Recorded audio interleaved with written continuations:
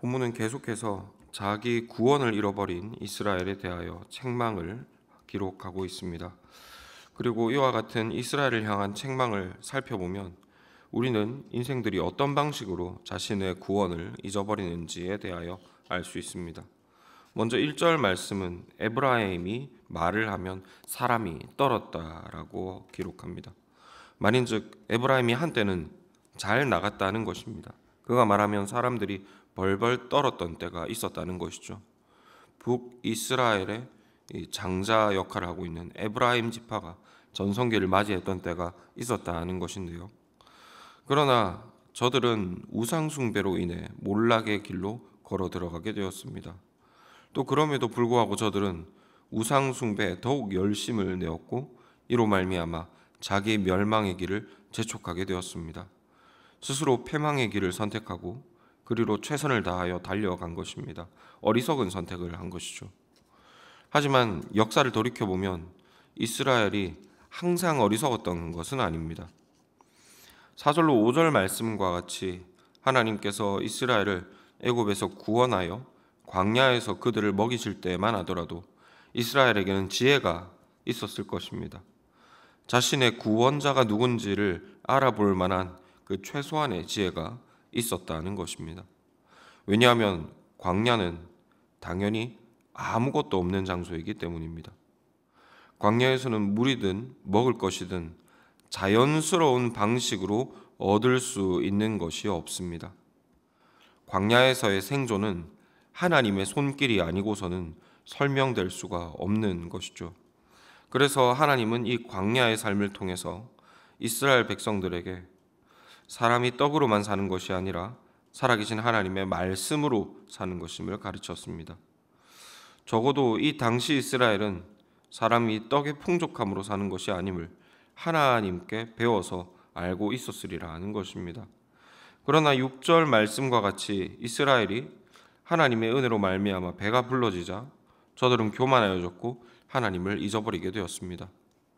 그리고 여기서 교만해졌다라고 하는 것은 사람이 대단히 시건방진 마음을 품어서 하나님을 깔보고 우습게 여겼다, 이런 의미가 아닙니다.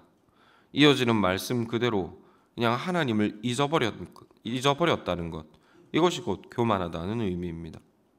마실 물이 풍족하게 흐르고 땅에서 먹을 것이 그래도 부족함 없이 나오게 되니 이것들을 당연하게 여기게 되었습니다. 자신들에게 주어진 하나님의 은혜를 당연한 것, 원래 있는 것, 원래 그때가 되면 생기는 것으로 여겼다는 것입니다. 하나님의 특별한 호의와는 상관이 없이 그냥 있는 것으로 받아들이게 된 것이죠. 그래서 이들은 굳이 하나님을 찾지 않게 되었고 그 결과 하나님을 잊어버리게 되었습니다. 그리고 이 같은 상황에서 물과 양식이 다시 없어지자 저들은 당연한 방법을 통해 문제를 해결하기 시작합니다. 당시의 문화와 과학과 상식에 비추어 볼 때 당연한 방법, 곧 농사의 신 바알을 숭배하는 것을 시작한 것입니다. 무슨 대단한 이방 우상을 섬긴 것이 아닙니다. 그냥 이 시대의 상식에 비추어 볼 때 상식적인 해결책을 따라간 것입니다. 그러나 이것은 하나님을 새끼 잃은 어미곰과 같이 진노하시게 만드는 큰 신뢰가 되어버렸습니다. 왜냐하면 이스라엘이 당연하게 여기게 된 그 복이 사실 하나님의 신실한 은혜와 처절한 인내하심으로 말미암아 된 것이기 때문입니다. 어린 아이들은 쉬이 반찬 투정을 합니다. 하지만 그렇다고 해서 그 당연하고 소박한 식탁이 그렇게 불평받아도 될 것이 될 수 있는 것은 아니죠. 이 당연하고 항상 있는 소박한 식탁은 사실 부모의 처절하고도 신실한 수고로 차려진 것이지 않습니까? 매일 이것이 신실하게 올라온다는 것은 그만큼 신실한 부모의 헌신이 있다는 의미입니다. 이와 마찬가지로 이스라엘이 지금껏 당연하게 여겨왔던 복은 죄인들을 향하신 하나님의 처절한 인내 위에 주어진 것입니다. 하나님께서 비를 여전히 의인과 악인들에게 동일하게 내려주시고 계신다는 것은 하나님께서 지금도 여전히 악인들을 향하여 인내하고 계시다는 증거입니다.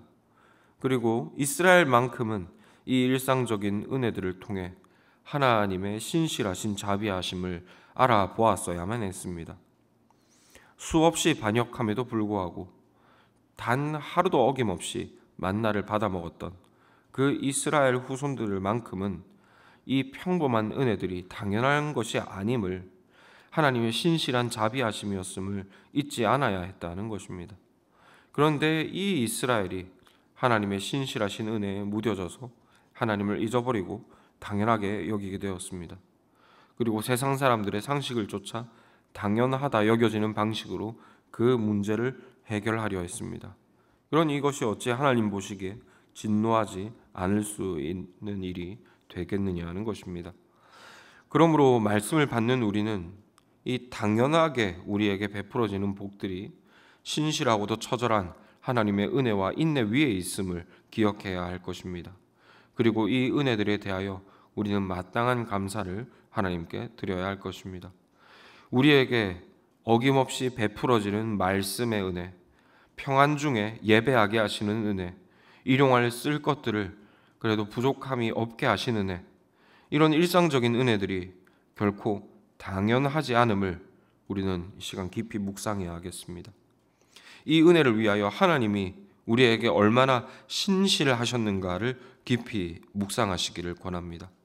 이로써 우리의 이 일상적인 삶이 하나님을 잊어버려도 되는 이유가 아니라 오히려 하나님의 신실하심을 찬양해야 할 이유로 삼으시는 모든 교우들이 되시기를 권합니다.